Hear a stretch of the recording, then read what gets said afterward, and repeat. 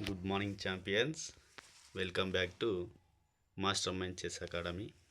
ఈరోజు మనం queen directions మరియు రూల్స్ గురించి తెలుసుకుందాం.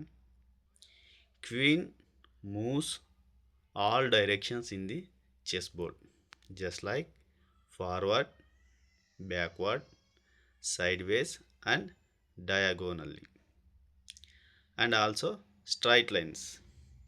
Straight lines must always move in a straight continuous line, and unlimited squares. Queen can move across any number of empty squares in one turn. Queen వచ్చేసి ఫార్వర్డ్గా పోతుంది, బ్యాక్వర్డ్గా పోతుంది, స్ట్రైట్గా పోతుంది, డయాగోనల్గా పోతుంది. ఎన్ని స్క్వేర్స్ అయినా దాటి ముందుకు పోగల శక్తి క్వీన్కి ఉంది. ఒకవేళ క్వీన్ ముందు ఆపోనెంట్ పాన్ లేదా పావులు పీసెస్ ఏదైనా ఉంటే క్వీన్ వాటిని దాటి ముందరకు వెళ్ళలేదు. నెక్స్ట్ నేను ఒక పిక్చర్ చూపిస్తాను. ఇది చూస్తే మీకు క్లియర్గా అర్థమవుతుంది. రైట్, ఇది క్వీన్ ఇక్కడ సెంటర్లో ఉంది. ఇప్పుడు మనకు ఫార్వర్డ్ ముందరికి పోగలదు, బ్యాక్వర్డ్ పోగలదు, లెఫ్ట్ సైడ్ పోగలదు, రైట్ సైడ్ పోగలదు, డయాగోనల్గా పోగలదు. అన్ని స్క్వేర్లలో ఎంత దూరమైనా కూడా పోగలదు. ఎంటీ స్క్వేర్స్ ఎక్కడ వరకు ఉందో అక్కడ వరకు ఏ మూలానో అయినా కానీ ఈ క్వీన్ పోవడానికి శక్తి ఉందన్నమాట.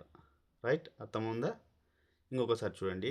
Queen forward, backward, left side, right side, diagonal, ఈ విధంగా ఎంటీ స్క్వేర్స్ ఎక్కడ వరకు ఉన్నాయో అక్కడ దాకా పోగలదు.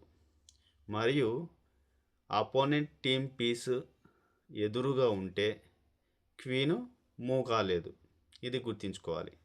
రైట్, నెక్స్ట్ క్వీన్ అటాక్స్ ఏ విధంగా ఉంటాయో మనం తెలుసుకుందాం.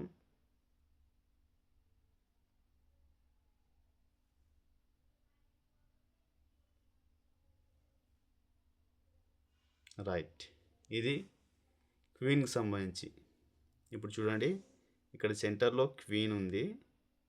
దీన్ని అటాక్ చూడండి, ఇక్కడ ఈ సైడ్ రూక్కి అటాక్ చేస్తుంది, ఈ సైడ్ నైట్కి అటాక్ చేస్తుంది.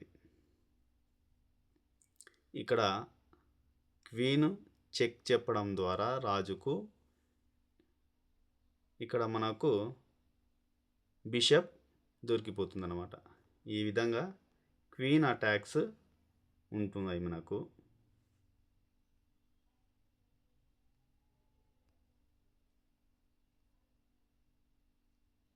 Okay, thank you.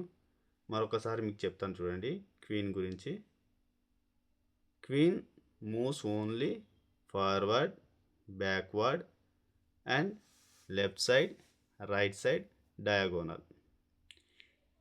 క్వీను ముందు వైపుకు ఎన్ని స్క్వేర్స్ ఖాళీ ఉంటే అన్ని స్క్వేర్ వరకు పోగలుగుతుంది. అదేవిధంగా వెనక వైపు ఎన్ని స్క్వేర్స్ ఖాళీ ఉంటే అన్ని స్క్వేర్స్ వరకు పోగలుగుతుంది. Left side, right side, diagonal, ఈ విధంగా ఎన్ని గడువులు ఖాళీ ఉంటే అన్ని గడువుల వరకు పోగలుగుతుంది. కానీ ఆపోనెంట్ టీమ్ పీస్ ఏదైనా అడ్డుగా నిలబడితే క్వీన్ ముందుకు పోలేదు. ఇది గమనించగలరు. ఓకే, అందరికి అర్థమైంది అనుకుంటున్నాను. నెక్స్ట్ క్లాస్లో మనం రూక్ గురించి చర్చించుకుందాం. Thank you.